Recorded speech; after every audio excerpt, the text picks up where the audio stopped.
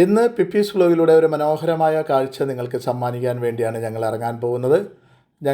ഞാൻ താമസിക്കുന്ന ലോഡ്ജിൽ നിന്നും ഞാനൊരു ഓട്ടോന് വേണ്ടി വെയിറ്റ് ചെയ്യുകയാണ്. ഡോംബുവിളി റെയിൽവേ സ്റ്റേഷനിലേക്ക് ചെല്ലണം. അവിടുന്ന് ഒരു AC ട്രെയിനിലാണ് ഇന്ന് ഞങ്ങൾ പോകാൻ പ്ലാൻ ചെയ്തിരിക്കുന്നത്. കാരണം നോർമൽ ട്രെയിനിൽ ഭയങ്കര തിരക്കാണ്, തലക്കിടിയാണ്. അപ്പോൾ അതുകൊണ്ട് ഒരു AC ട്രെയിൻ ടിക്കറ്റ് എടുക്കണം, 2 പേർക്കും കൂടി എടുക്കണം. അപ്പോൾ ഞങ്ങൾ Bandra verily see link bridge കാണുക എന്നുള്ളതും, അതേപോലെ ഒരു ടണലുണ്ട്, അതായത് അണ്ടർ സീ ടണൽ, ആ ടണലിൽ കൂടിയുള്ള യാത്രകളുണ്ട്. അപ്പോൾ ഈ 2 കാഴ്ചകളും കാണാൻ വേണ്ടിയാണ് ഞങ്ങൾ പോകുന്നത്. ഞങ്ങൾ ദാദർ റെയിൽവേ സ്റ്റേഷനിൽ ഇറങ്ങി ആ സമയത്തുള്ള കാഴ്ചയാണ് നിങ്ങളിപ്പോൾ കണ്ടുകൊണ്ടിരിക്കുന്നത്. തലക്കിടിച്ചാണ് റെയിൽവേ സ്റ്റേഷനിലേക്ക് ജനം ഇടിച്ചു കയറുന്നത്. നമുക്ക് ഒരിക്കലും ചിന്തിക്കാൻ പറ്റില്ല. ബോംബെ റെയിൽവേ സ്റ്റേഷനിൽ ഏത് സ്റ്റേഷനിൽ ചെന്നാലും ജനപ്രളയമാണ് നമ്മൾ കാണുന്നത്. എന്തായാലും ഞങ്ങളെ സംബന്ധിച്ചിടത്തോളം ദാദർ റെയിൽവേ സ്റ്റേഷനിൽ ഇറങ്ങിയാൽ മാത്രമേ ഞങ്ങൾ ഉദ്ദേശിച്ച സ്ഥലത്തേക്ക് എത്താൻ പറ്റുള്ളൂ. അപ്പോൾ ദാദർ റെയിൽവേ സ്റ്റേഷനിലേക്ക് ഞങ്ങൾ എത്തിയിരിക്കുന്നു. നിങ്ങൾ കാണുന്നതാണ് ദാദർ റെയിൽവേ സ്റ്റേഷൻ. തീർച്ചയായും അപ്പോൾ ഞങ്ങൾ ബ്രേക്ക്ഫാസ്റ്റ് ഒന്നും കഴിച്ചിട്ടില്ല, ബ്രേക്ക്ഫാസ്റ്റ് കഴിക്കണം. അപ്പോൾ ബ്രേക്ക്ഫാസ്റ്റ് കഴിക്കാനുള്ളൊരു ഹോട്ടലും കൂടി ഞങ്ങൾ നോക്കുന്നുണ്ട് ഇതിൻ്റെ ഇടയിൽ. അങ്ങനെ ഒരു ഹോട്ടൽ നോക്കിയിട്ട് വേണം ഞങ്ങൾ ഫുഡ് കഴിച്ചിട്ട് വേണം ഞങ്ങളുടെ യാത്ര തുടങ്ങാൻ. അങ്ങനെ ഞങ്ങൾ നേരെ ഒരു കിടിലൻ റെസ്റ്റോറൻറ്റ് അന്വേഷിച്ച് നടക്കുകയാണ്. അങ്ങനെ ഞങ്ങൾക്ക് ഒരു റെസ്റ്റോറൻറ്റ് കിട്ടി.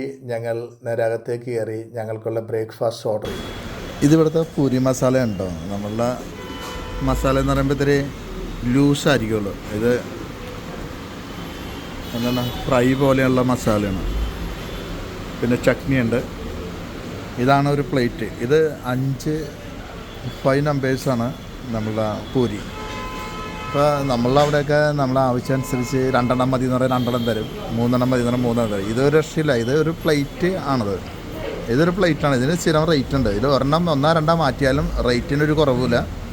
ഇത്ര റേറ്റ് തന്നെ കൊടുക്കേണ്ടത് അല്ലേ? 2 എണ്ണം മാറ്റിയാലും ഇത് തന്നെ റേറ്റ്.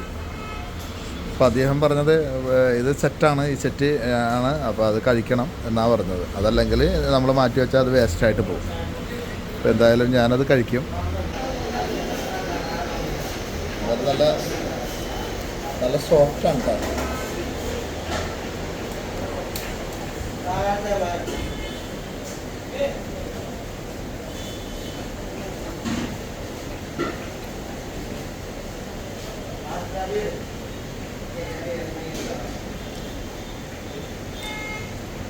നല്ലതാണ്, സൂപ്പറാണ്. പൂരിയൊക്കെ സെയിം നമ്മളൊക്കെ ഉണ്ടാക്കുന്ന പൂരി ഉണ്ട്, അതേപോലെ ഒരു വ്യത്യാസമില്ല. മസാലയിൽ മാത്രം കുറച്ച് വ്യത്യാസമുണ്ട്. മസാല വേറെ ടേസ്റ്റാണ്, എന്നാലും നമുക്ക് ഇഷ്ടപ്പെടും. സൂപ്പറാണ്.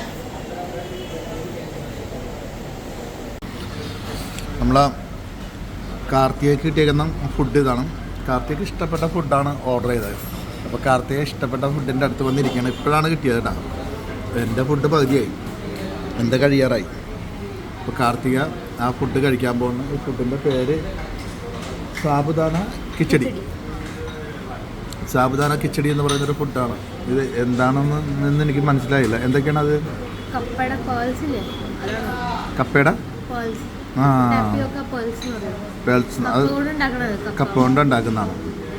പിന്നെ ജീരകം, മുളക്, കരിവേപ്പില, പൊട്ടറ്റോ ഇതൊക്കെ ഇട്ടിട്ട് ഇതിങ്ങനെ പറയണ സമയത്ത് തന്നെ ഉണ്ടാക്കുന്നതാണല്ലേ? അതാണ് ഇത്ര സമയം എടുത്തത്. നമ്മൾ ഓർഡർ ചെയ്യുന്ന സമയത്താണ് അവരത് ഉണ്ടാക്കുന്നത്. അതാണ് ഇത്ര സമയം എടുത്തത്. കൂടെ കഴിക്കാനും നമുക്ക് ഇത് തൈരാണോ? മധുരമുള്ള തൈര്. 2 സ്പൂൺ വെച്ചാൽ 2 കഴിക്കാനാ. അടിപൊളിയാണ്. അതായത് കാർത്തികയ്ക്ക് ഇഷ്ടപ്പെട്ട ഫുഡാണത്.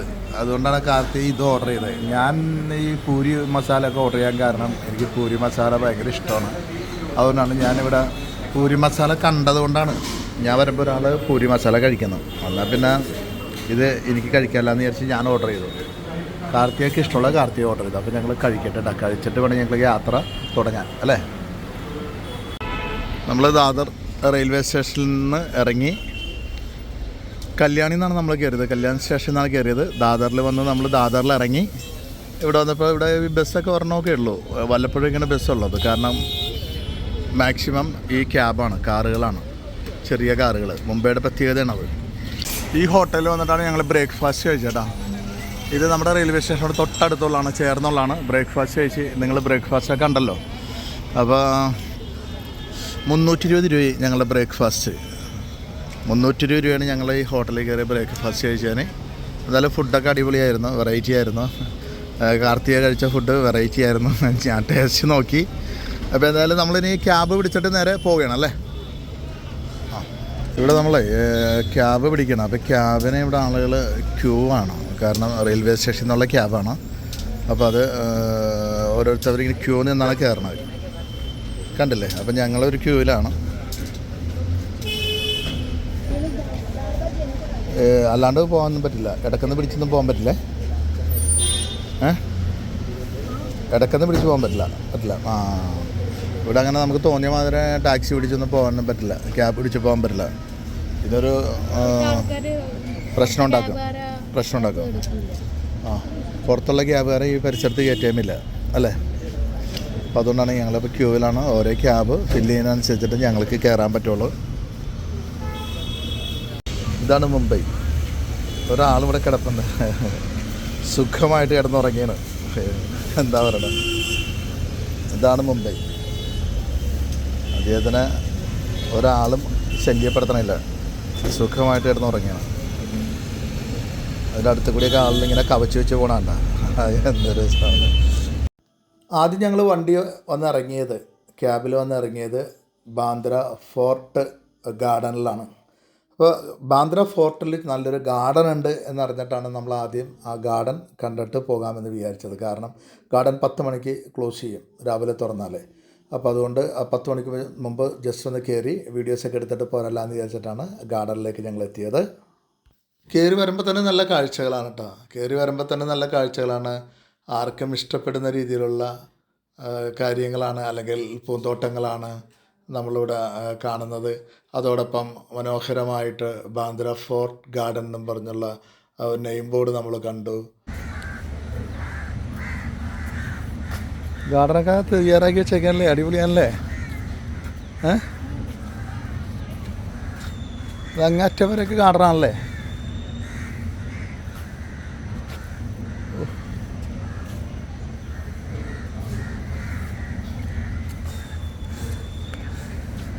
നമ്മൾ കയറി വന്ന ഗേറ്റാണ്.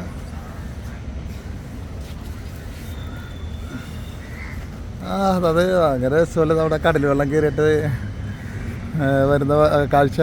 അതിൻ്റെ മുകളിൽ കൂടി റോക്സ് കണ്ട, റോക്ക്, അതിൻ്റെ മുകളിൽ കൂടി വെള്ളം.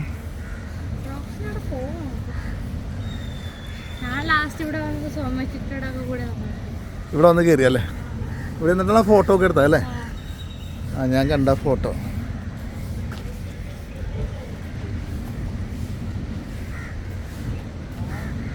ബാന്ദ്ര ഫോർട്ട്.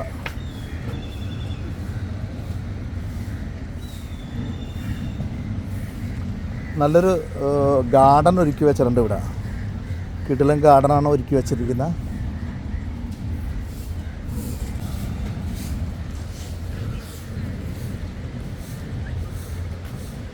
വൈകുന്നേരങ്ങളിലൊക്കെ ഇവിടെ ഇരിക്കാൻ പോലും സ്ഥലം ഉണ്ടാവുന്നൊന്നുമില്ല അല്ലേ. ഫുൾ തിരക്കായിരിക്കും.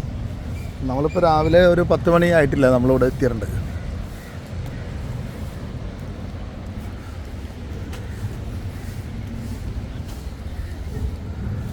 Bandra verily see link bridge കാണുക എന്നുള്ള ലക്ഷ്യവുമായിട്ടാണ് നമ്മൾ ഇവിടെ എത്തിയത്.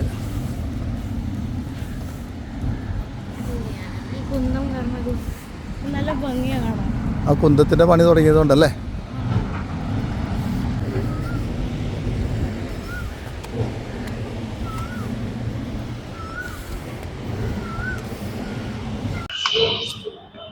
ഹലോ, പിപ്പീസ് വ്ലോഗിലേക്ക് എല്ലാ പ്രിയ കൂട്ടുകാർക്കും സ്വാഗതം. നമ്മളിന്ന് വന്നിരിക്കുന്നത്, നിങ്ങൾക്ക് ഈ ബ്രിഡ്ജ് കണ്ടാൽ അറിയാൻ പറ്റും എവിടെയാണെന്നുള്ളത്. മുംബൈയിലെ ബാന്ദ്ര വർലി സീ ലിങ്ക് ബ്രിഡ്ജിലാണ് നമ്മൾ ഇന്ന് വന്നിരിക്കുന്നത്. കാരണം ഈ ബ്രിഡ്ജ് ഷൂട്ട് ചെയ്യാണ്ട് എനിക്ക് മുംബൈ വിട്ട് പോകാൻ പറ്റില്ല. അതുകൊണ്ട് എൻ്റെ മുംബൈ യാത്രയിൽ എനിക്ക് മെയിൻ ആയിട്ടുള്ള ഒരു ബ്രിഡ്ജാണ്. പക്ഷെ അത് ഏറ്റവും ലാസ്റ്റാണ് നമ്മൾ മുംബൈയിൽ, 3-ാമത്തെ ദിവസമാണ് മുംബൈയിൽ നമ്മൾ ഇന്ന് വരുന്നത്. ആ ലാസ്റ്റ് ദിവസമാണ് നമ്മൾ ബാന്ദ്ര ഷൂട്ട് ചെയ്യുന്നത്. അപ്പൊ ബാന്ദ്ര ബ്രിഡ്ജിൽ കൂടി സഞ്ചരിക്കണമെന്ന് പറഞ്ഞാണ് വന്നേക്കണത്. എന്തായാലും നമ്മളെ ഇന്നത്തെ വീഡിയോ, പിപ്പീസ് വ്ലോഗിന്റെ പുതിയ വീഡിയോ ഇവിടെ തുടങ്ങിയാണ്. എല്ലാ പ്രിയ കൂട്ടുകാർക്കും ഒരിക്കൽ കൂടി പിപ്പീസ് വ്ലോഗിലേക്ക് ഹാർദവമായ സ്വാഗതം. Thank you.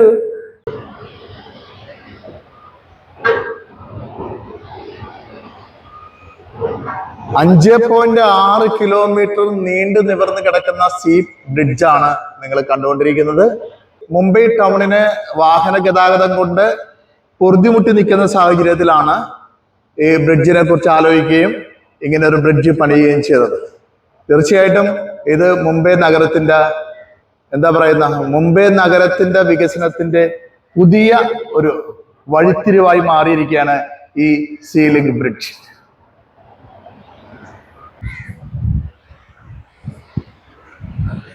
ബാന്ദ്ര ഫോർട്ടിൽ നിന്നുകൊണ്ട് നമ്മൾ സീ ലിങ്ക് ബ്രിഡ്ജ് ആണ് ഈ കാണിച്ചുകൊണ്ടിരിക്കുന്നത്. അവിടെ തൊട്ടടുത്തൊക്കെ ബോട്ടുകൾ വരുന്നുണ്ട്. നല്ല പാറക്കൂട്ടങ്ങളാണ്. ശക്തമായ കടലുള്ള സമയത്ത് കടൽ വെള്ളം ഇവിടെ വരും എന്നാണ് പറഞ്ഞത്. തൊട്ടടുത്ത് ഇതിൽ വന്ന് കയറും എന്നാണ് പറഞ്ഞത്. ഇപ്പൊ വെള്ളം പറ്റി നിൽക്കുകയാണ്. ഇത് ഈ കാണുന്ന പാറക്കൂട്ടങ്ങൾ കണ്ട, ആ പാറക്കൂട്ടങ്ങളുടെ മുകളിൽ കടൽ വെള്ളം കയറി ഇവിടെ വന്ന് അടിച്ച് കയറുമെന്നാണ് പറഞ്ഞത്. ഇവിടെ ഉള്ളവർ പറയുന്നത് അങ്ങനെയാണ്. എന്തായാലും മനോഹരമായ ഒരു വ്യൂ പോയിന്റിലാണ് ഞാൻ നിൽക്കുന്നത്. ബാന്ദ്ര വ്യൂ പോയിന്റിലാണ് നിൽക്കുന്നത്. ആര് കണ്ടാലും കൊതി വരുന്ന, പ്രത്യേകിച്ച് ഈവനിങ് ടൈമൊക്കെ ആകുമ്പോൾ, സൺസെറ്റ് ടൈമൊക്കെ ആകുമ്പോൾ ഇവിടുത്തെ വൈബ് മറ്റൊരു വൈബായിരിക്കുള്ളൂ. എന്താ പറയണം, നമുക്ക് ഒരിക്കലും പ്രതീക്ഷിക്കാത്ത രീതിയിലുള്ള ഒരു വൈബ് ഉണ്ടാവുന്ന പറയണം. കാരണം അത്ര മനോഹരമായ ഒരു ലൊക്കേഷനാണിത്. അപ്പോൾ സൺസെറ്റും കൂടി വരുമ്പോഴേക്കും അടിപൊളിയായിരിക്കും.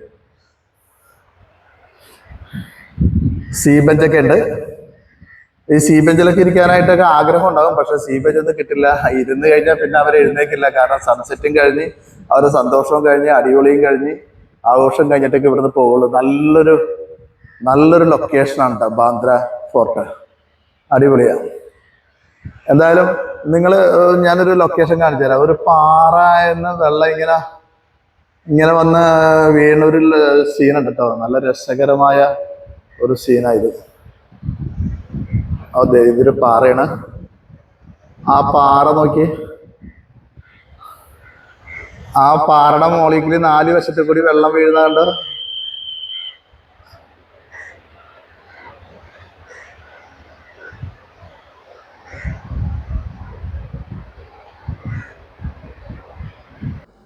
അങ്ങനെ ഫോർട്ടിലെ കാഴ്ചകളെല്ലാം കണ്ട് ബാന്ദ്ര വർലി സീ ലിങ്ക് ബ്രിഡ്ജിൽ കയറാൻ വേണ്ടി ഞങ്ങളൊരു ക്യാബ് പിടിച്ചു. ആ ക്യാബിൽ ഞങ്ങൾ സീ ലിങ്ക് ബ്രിഡ്ജിൻ്റെ എൻട്രൻസ്, അതായത് ടോൾ പ്ലാസയിലേക്ക് വന്നിരിക്കുകയാണ്. ടോൾ പ്ലാസയിൽ വന്ന് നിൽക്കുമ്പോഴേക്കും ഒരുപാട് വണ്ടികൾ ക്യൂവിലുണ്ട്. ഒരു വണ്ടിക്ക് 1 സൈഡ് 100 റുപ്പീസാണ്.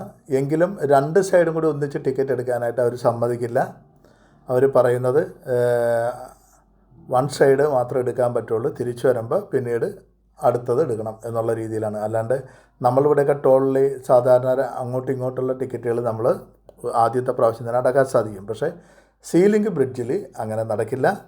ഓരോ വരവിലും പോക്കിലും അതേപോലെ തന്നെ ഓരോ പ്രാവശ്യവും പണം ടോൾ അടയ്ക്കേണ്ടതായിട്ട് വരുന്നു. ബാന്ദ്ര വർലി സീ ലിങ്ക് ബ്രിഡ്ജിലേക്ക് കയറിയിരിക്കുന്നു. ഈ കാഴ്ചകൾ ആസ്വദിക്കാനും അനുഭവിക്കാനും വേണ്ടിയാണ് നമ്മൾ മുംബൈയിലെത്തിയത്. ഇവിടെ ആദ്യം വരണമെന്നൊക്കെ വിചാരിച്ചാണ്, പക്ഷെ സാധിച്ചില്ല.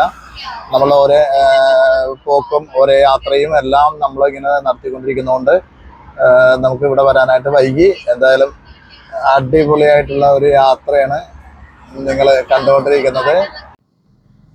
ഇന്ത്യയിലെ പ്രമുഖ മെട്രോ നഗരമായ മുംബൈയിലെ ബാന്ദ്രയും വർലിയും തമ്മിൽ ബന്ധിപ്പിക്കുന്ന കടലിലൂടെ പണിതീർത്തിരിക്കുന്ന ഒരു 8 വരി പാലമാണ് ബാന്ദ്ര വർലി കടൽപ്പാലം. ഇത് കേബിൾ ഉപയോഗിച്ച് വലിച്ചു കെട്ടിയിട്ടുള്ളതും കോൺക്രീറ്റ് കൊണ്ട് അടിത്തറയും പണിത രീതിയിലാണ് മനോഹരമായി ഈ കടൽപ്പാലം നിർമ്മിച്ചിരിക്കുന്നത്. 5.6 കിലോമീറ്റർ നീളമുള്ള ഈ പാലം ബാന്ദ്ര വർലി നരിമാൻ പോയിൻ്റ് എന്നിവയുമായി ബന്ധിപ്പിക്കുന്നു. 1600 കോടി രൂപ ചിലവുള്ള ഈ പാലം പദ്ധതി മഹാരാഷ്ട്ര സംസ്ഥാനം റോഡ് ഡെവലപ്മെൻറ്റ് കോർപ്പറേഷന് വേണ്ടി ഹിന്ദുസ്ഥാൻ കൺസ്ട്രക്ഷൻ കമ്പനിയാണ് നിർമ്മിച്ചത്. ഇതിൻ്റെ രൂപകൽപ്പനയും മറ്റു പദ്ധതി മേൽനോട്ടവും ദാർക്ക് കൺസൾട്ടൻറ്റ് ആണ് നിർവഹിച്ചത്. ഇത് ഡിസംബർ 2008 തീരുമെന്ന് പ്രതീക്ഷിച്ചിരുന്നെങ്കിലും രൂപകൽപ്പനയിൽ മാറ്റം വരുത്തേണ്ടി വന്നതിനാൽ പിന്നീട് ജൂൺ 2009 വരെ നീണ്ടു. കോൺഗ്രസ് അധ്യക്ഷയായ സോണിയാഗാന്ധി ഈ പാലം ജൂലൈ 1 ഉദ്ഘാടനം ചെയ്യുന്നത്. കടൽപ്പാലം പണി പൂർത്തിയായതോടുകൂടി ബാന്ദ്ര, വർലി എന്നിവിടങ്ങളിലേക്കുള്ള യാത്ര വളരെ എളുപ്പത്തിലേക്ക് കടന്നു പോകാൻ സാധിച്ചു. അതുവരെയും 1 മണിക്കൂറിന് മേലെ യാത്ര ചെയ്ത് സഞ്ചരിച്ചിരുന്ന ബാന്ദ്ര വർലി ആ ദൂരം ഏകദേശം 10 മിനിറ്റ് കൊണ്ട് ഓടിയെത്താവുന്ന രീതിയിലേക്ക് ഈ മുംബൈ സിറ്റിയുടെ വളർച്ച അത്ര വേഗത്തിലായിരുന്നു. മുംബൈയുടെ മനോഹരമായ വീഡിയോസാണ് നിങ്ങൾ കണ്ടുകൊണ്ടിരിക്കുന്നത്. പടിഞ്ഞാറ് നിന്നും മുംബൈയിലേക്കുള്ള യാത്രയ്ക്ക് ആദ്യം മാഹിം കോസ വഴിയുള്ള റോഡ് മാത്രമേ ഉണ്ടായിരുന്നുള്ളൂ. ഈ കാരണം കൊണ്ട് ഈ വഴിയിൽ സ്ഥിരമായി ഗതാഗതക്കുരുക്കുണ്ടാകുമായിരുന്നു. ഈ വഴിയിൽ മറ്റൊരു ഗതാഗത മാർഗം എന്ന നിലയ്ക്കാണ് ബാന്ദ്ര വെർലി സിംഗ് പാലം നിർമ്മിക്കപ്പെട്ടിട്ടുള്ളത്. ഉദ്ഘാടനത്തോടനുബന്ധിച്ച് ആദ്യ 4 ദിനങ്ങൾ സൗജന്യ യാത്ര നൽകിയിരുന്നു എന്നുള്ളതാണ്. മാഹി കോസ വഴി വരുന്ന വാഹനങ്ങൾ 8 കിലോമീറ്റർ ദൂരത്തിലേക്കുള്ള മാഹി മുതൽ വെർലി വരെയുള്ള യാത്രയ്ക്ക് 40 മിനിറ്റോളം സമയമെടുക്കാറുണ്ട് എന്നുള്ളതാണ് പറയപ്പെടുന്നത്. ആദ്യമുണ്ടായിരുന്ന പാലത്തിൻ്റെ രൂപകൽപ്പനയിൽ പിന്നീട് പല മാറ്റങ്ങൾ വരുത്തേണ്ടി വന്നു. ഒരു ടവറിന് പകരം 2 എണ്ണം ഉണ്ടാക്കേണ്ടതായി വന്നു. വെർലി കോളിവാഡയിലുള്ള മുക്കവരുടെ മത്സ്യബന്ധനത്തിന് കപ്പലുകൾക്ക് കടന്നു പോകാനുള്ള ഉയരം കൂട്ടാൻ വേണ്ടി വെർലി ഭാഗത്ത് മറ്റൊരു കേബിൾ പാലവും ഉണ്ടാക്കേണ്ടതായി വന്നു. ഇത്തരം മാറ്റങ്ങൾ മൂലം പാലത്തിൻ്റെ നിർമ്മാണം വൈകുകയും നിർമ്മാണ ചെലവ് ഉയരുകയും ചെയ്തു. ബാന്ദ്ര ഭാഗത്ത് കേബിളുകൾ താങ്ങി നിർത്തുന്ന സെക്ഷൻ്റെ നീളം 600 മീറ്ററാണ്. ഇവിടെയുള്ള ടവറിന് 120 മീറ്ററാണ് ഉയരം. 43 നില കെട്ടിടത്തിൻ്റെ ഉയരമാണ് ഇതിനുള്ളത്. ഈ ഭാഗത്തുള്ള കേബിളുകൾക്ക് 2250 കിലോമീറ്ററാണ് നീളം. ഈ കേബിളുകൾ 20,000 ടൺ ഭാരമുള്ള ഈ പാലത്തിന് താങ്ങി നിർത്തുന്നു. 10 വർഷം മുമ്പാണ് ഈ പാലം പ്രഖ്യാപിക്കപ്പെട്ടതെങ്കിലും ജനങ്ങളുടെ എതിർപ്പും മറ്റും പ്രശ്നങ്ങളും മൂലം പാലത്തിൻ്റെ അനുമതി വൈകി. അവസാനം 1999 ഈ പാലത്തിൻ്റെ കല്ലിടുന്നത്. ശിവസേനയുടെ തലവൻ ബൽ താക്കറാണ് ഈ കർമ്മം നിർവഹിച്ചത്. എന്തൊക്കെ പറഞ്ഞാലും 5.6 കിലോമീറ്റർ ഈ കടലിലൂടെയുള്ള പാലത്തിൽ കൂടി സഞ്ചരിക്കുമ്പോൾ നമ്മുടെ ജീവിതത്തിൽ അനുഭവപ്പെടാത്ത ഒരു മനോഹരമായ കാഴ്ചയാണ് നമ്മൾക്കവിടെ ആസ്വദിക്കാൻ പറ്റുന്നത്. വണ്ടി പോകുന്ന സ്പീഡുകൾ എന്ന് പറയുന്നത് 50, 60, 70, 80, 90, 100 കിലോമീറ്റർ വേഗതയിൽ വരെയും ഈ വാഹനങ്ങൾ കടന്നു പോവുകയാണ്. ശരിക്കും പറഞ്ഞാൽ ഈ 8 വരി പാത എന്ന് പറയുന്നത് അത് നമ്മുടെ ഇന്ത്യ എന്ന് പറയുന്ന മഹാരാജ്യത്ത്